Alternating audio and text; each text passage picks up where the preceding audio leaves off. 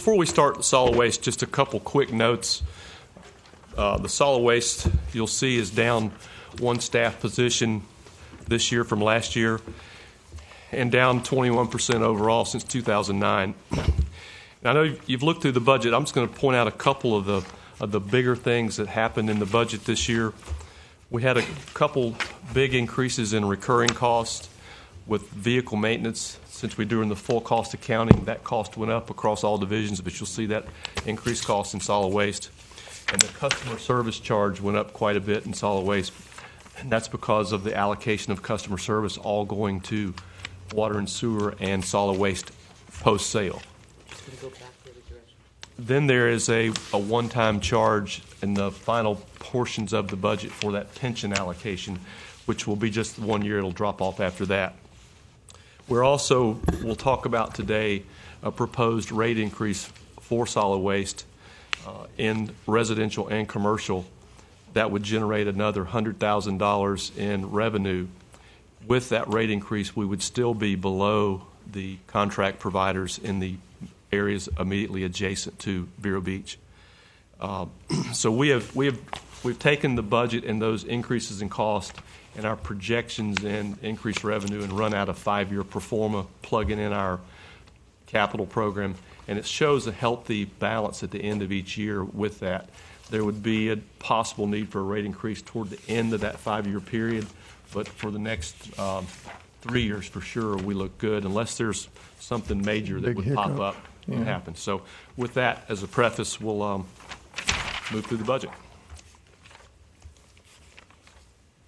On 139, you'll see the solid waste operating budget. No major perturbations. On 140, you'll see the -1. There'll be a modification to that schedule. The actual reduction will be in a non-bargaining unit position. There'll be 2 bargaining unit positions total and 21 non-bargaining. The 23 stays the same, still down 1 from last year. We reclassified some employees so they would be able to do blue-collar type work that one position was not in the past. And I don't know, I guess looking back, my numbers probably aren't that great, but looking at our man hours, we've got 7,000 customers. We're doing biweekly pickups. I come up with 47,848 man hours per week. If I say 3 pickups for 7,000 customers, comes out with spending 6.8 man hours per customer. Is that a reasonable number? I haven't run those numbers like that. I can take a look at it, but but all of these employees aren't toward residential collection. We have a commercial side and a residential side, so that would be a. I'd like to see man hours here broken out, and here now that I'm looking at your org chart, your specials relief and the commercial. Okay. And see how many man hours we are dedicating to each of our customers. Okay, that'd be easy to get because we do a full cost accounting of the residential and commercial side each year as required by the state. Thank you. That'll be a good number to see. On page 141, revenues. Anybody have any trouble there? I was somewhat bemused by the bottom line, unappropriated supplies. What do you appropriate your supply? Surplus. That's actually his increase or decrease in his balance every year. Remember, we talked about this. A negative number is a good thing. It means he's got extra. The negative will actually is actually extra. So that's the unappropriated surplus between his revenues and expenses. Okay. And bring the attention. The extra $100,000 in revenue is due to the rate increase. Miscellaneous revenues expected to go up? Only based on his 11-12 actuals and just a couple of years' worth of actuals. So. What are the miscellaneous revenues from solid waste? We do special pickups if someone calls in for if they have a pile of debris that's not normally picked up with your yard debris. They'll make a call for that. We'll go out, measure the pile, charge them a specific rate, and do that. So that's the miscellaneous type charges. Do we do construction debris? We have a roll-off service, but when we bring those franchise agreements to you, the private sector provides the majority of that service in town. So that's what those franchise agreements are for. Okay. And those franchise fees on the roll-offs come back into the general fund as revenue. And that would be in the miscellaneous revenue as well. 143, expenditures by object. I see your professional services had a bit of a blip there. 331001.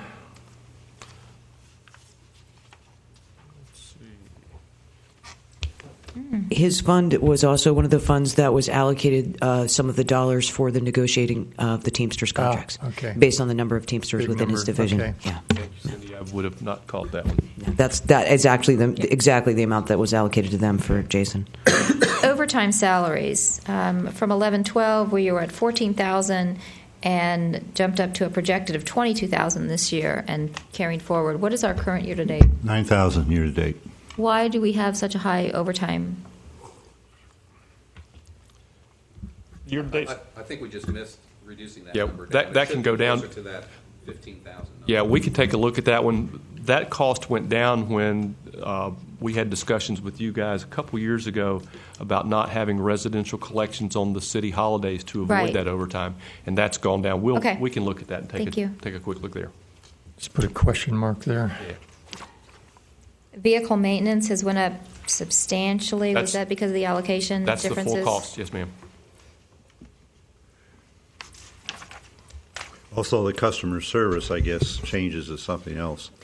That is what we talked about, where when we were assuming that we would sell the electric Right. utility mid-year as a disproportionate shift toward water, sewer, and solid waste. That'll go back because we changed the assumption, but between now and when it really happens, we're going to have a good hard look at how we can reduce those costs to solid waste and water, sewer. 144, 145.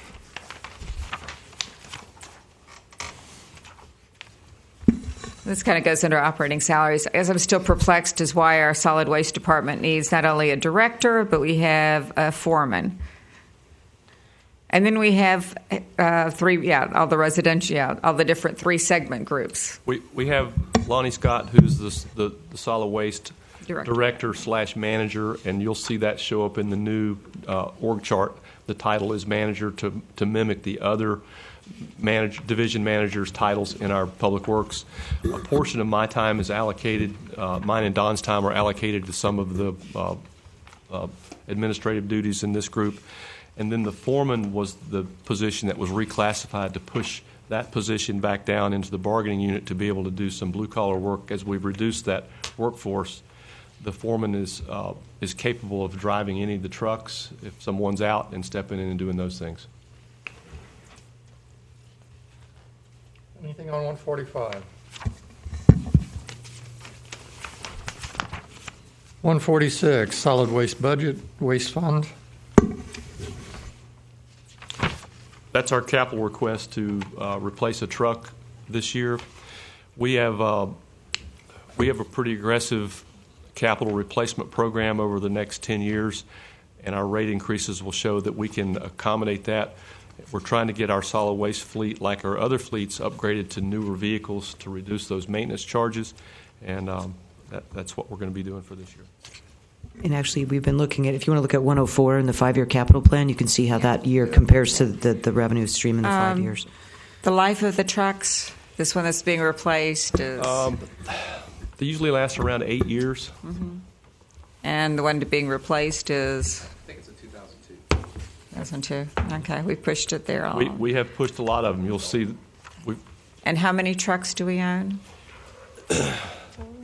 We have, I think there are 8 in the residential side and 4 in the commercial. Don, if you can just, I'll double check. Lonnie may be sticking his head in to tell us for sure, but I think that's the number. Have we looked at alternative fuel sources? We have, and I'm glad you brought that up. We are looking at right now a add-on type unit that would modify the garbage trucks. It's a propane injection system that works on the one works on the oxygen side, one works on the fuel side, but it's supposed to increase the efficiency by about 15 to 20%.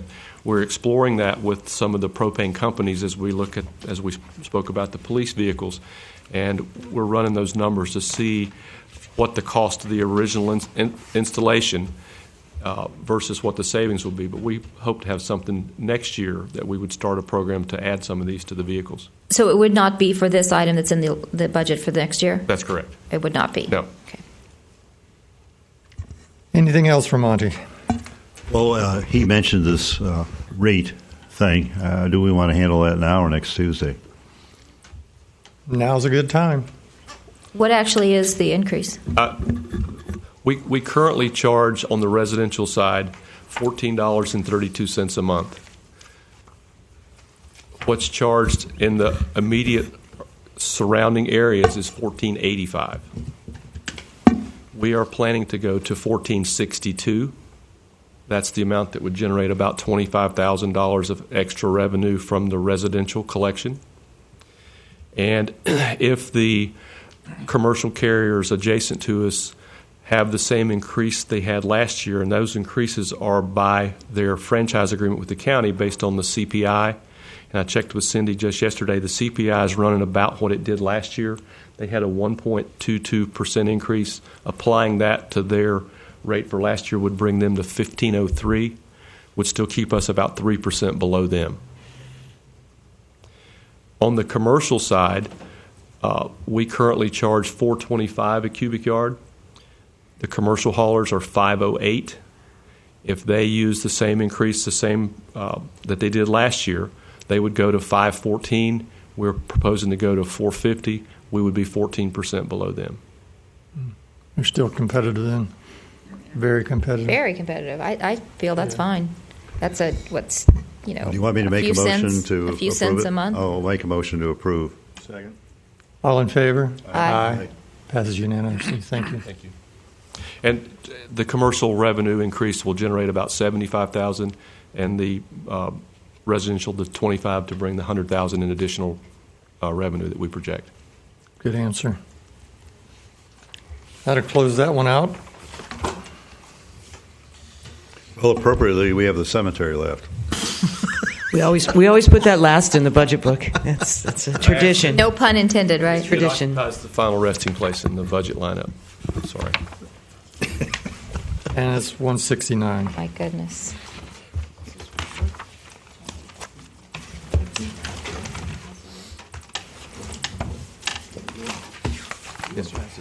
Sure. When we were looking at the cemetery, particularly when we closed this last fiscal year on audited financial statements, I put together a kind of like a 8-9 year history of the changes in fund balance and the revenues and expenditures as they come from the CAFR to sort of highlight the issue we have and the reason that I think the issue will turn itself around when it comes to the fund balance in the cemetery, which at this point, at the end of 2012, was a negative number. If you look at this layout here, the real issue to me that I could see from years past is the capital expenditures. If you look in 07, 08, 09, 2011 in particular, a very substantial quantity of capital expenditures which were only supported by transfers in to a small degree from the general fund in 07, 08, 09. And when I came here in 2011, I felt it was appropriate to pay for a big capital improvement. I think that was the columbarium with infrastructure funds. That's a legitimate use of 1 cent sales tax, so we supported that in that way. If you look, that is the period in which the fund balances in the cemetery, which were quite healthy, $300,000 or so, went to the negative numbers. Monty and I have talked about this, and essentially there aren't any more big capital improvements on the horizon at the cemetery for the foreseeable future.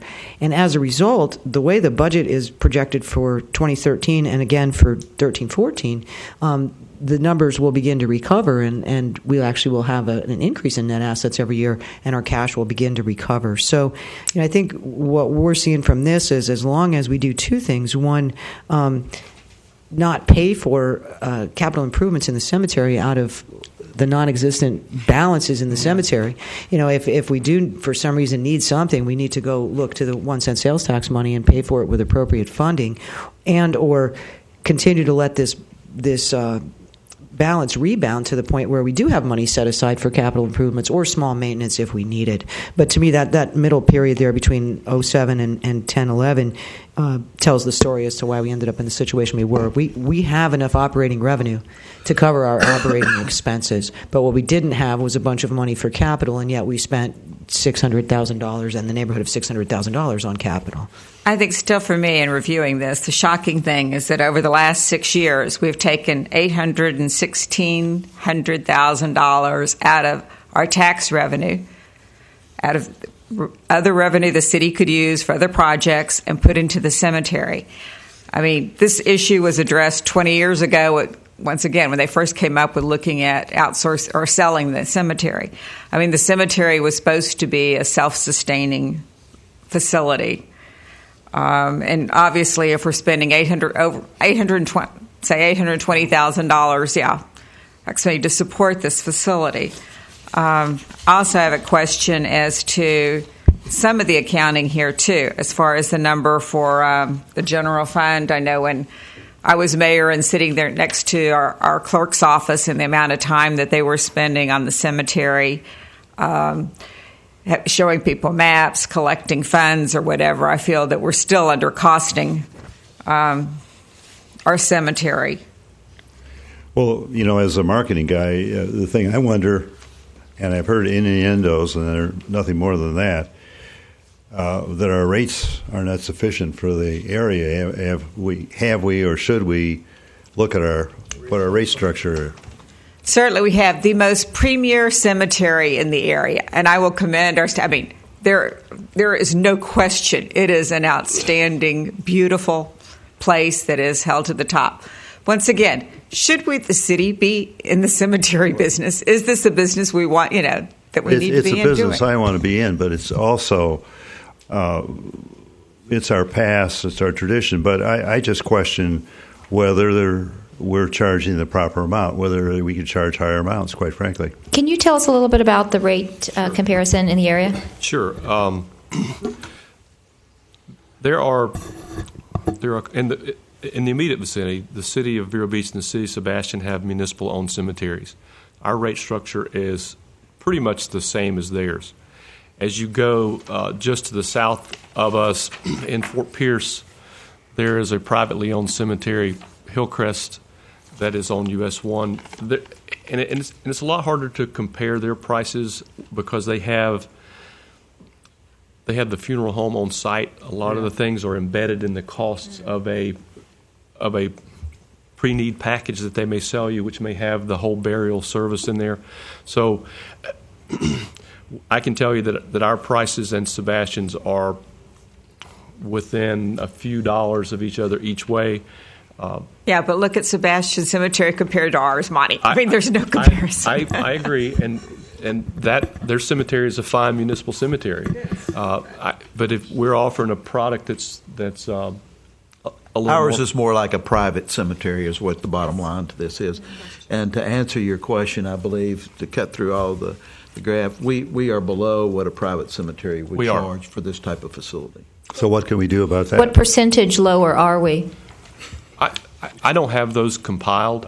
Well, just off the top of your head, are we half as much as a private cemetery would cost in the next couple counties over? I would say some of them we're 25% below, some of them maybe more. Could you bring a study of that back to the council? I think we need to really go and revisit these rates and have an analysis done. As best as we can mine out those private rates, I'll give you what we can and put a table together and show you those. Our rates, the last time they were increased 5 or 6 years ago, and we went up then, started charging county residents the same as. Oh, that's No. why we went backwards. Well, we gave 3 tiers back then. We gave a city rate, which preferred, a county rate was preferred, then out of county paid more, and the county rate. Now there's only 2, just a city rate to the taxpayers, and then out of city rate, which is the way it should have been. I thought we moved it to residents. Residents, yes, ma'am. Okay. not taxpayers. Correct. Also, we plan to still bring for your consideration an RFP for the cemetery if that's the direction. Yes. And I think that Monty can still bring those numbers at that time because we're projected to have that on the 20th of August. We've drafted it. The attorney's office has reviewed it. The purchasing office is looking at it now, putting the final boilerplate together, so it'll be ready to go out. Hopefully I can bring you something back tomorrow for the rate comparison of the stuff that we've got here. What's the RFP for?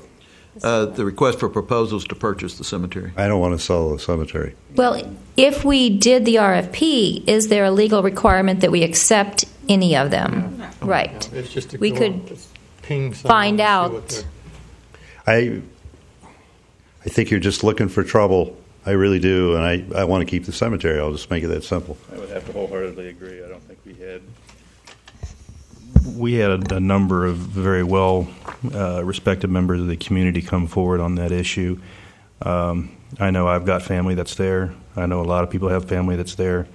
It's something that you're rocking this boat, and you might be amazed at who comes out against this.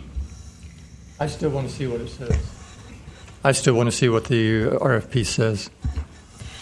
Back on page 169, under major goals and challenges, we have enforce and update the cemetery ordinance. Can you please explain what we're getting to there?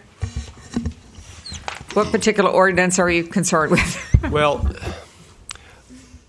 the biggest issue that we have in maintenance is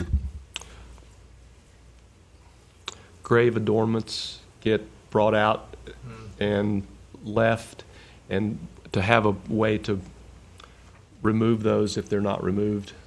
It's a touchy type thing, but sometimes they get left for a long, long time, and we're just trying to have things that are consistent so we can keep the cemetery looking good. That's the kind of things we'd be looking at changing the ordinance. Monty, at one time, you and I had spoken about possibly some type of a block with a map of the grave sites, and so family members could more easily find their loved one's site throughout the cemetery. Has that been looked at any farther? Has anything been done on that? We have a map that we maintain through our GIS group that maintains all of the locations of the grave spaces, all the spaces available for sale, the spaces that are occupied, unoccupied, but we have not actually produced that map and put it in a format where we can display it at the cemetery.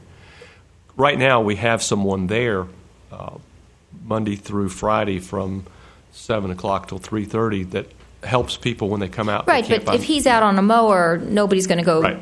run behind him and try to track him down to help out. We'll look and see if we can't find some way to get that map out there in a laminated format.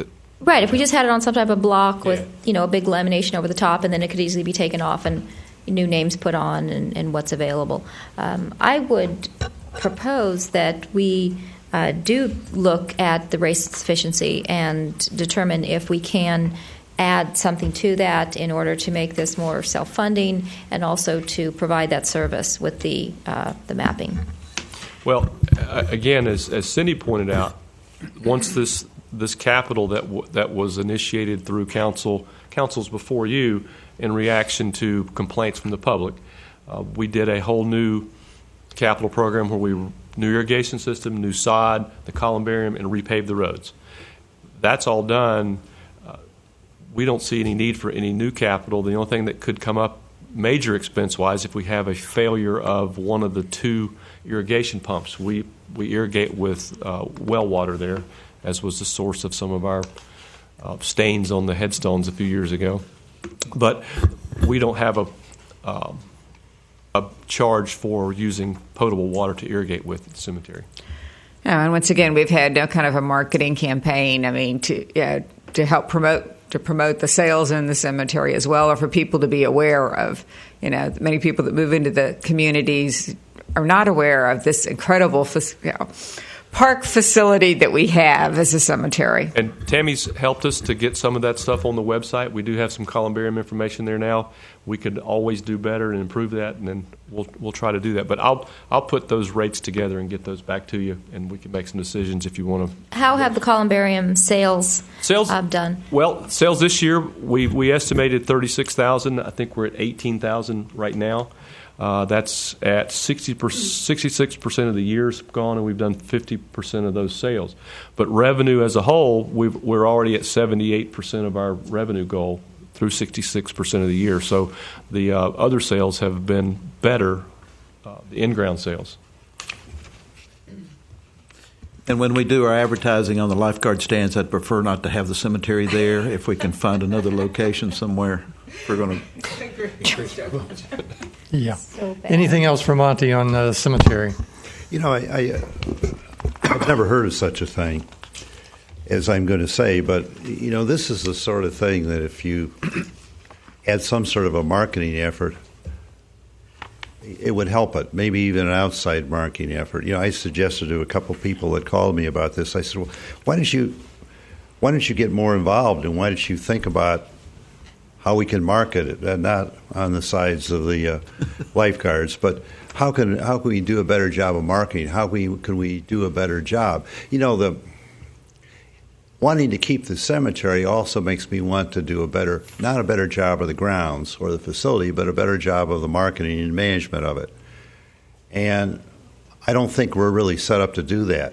And Jim, you may have a better idea. Your mortuaries are really your marketing. That, you know, when a family member dies, they go to the local mortuary, and he's going to promote the cemetery. So you really have a built-in, and they're our primary customers. The families who buy the sites are somewhat secondary because we don't do the mortuary work. And we have talked about it some with some of the funeral home owners and directors, and you know, thinking about marketing, one of the things we could do is, you know, when you sell a piece of property and use a realtor, you pay a commission. Yes.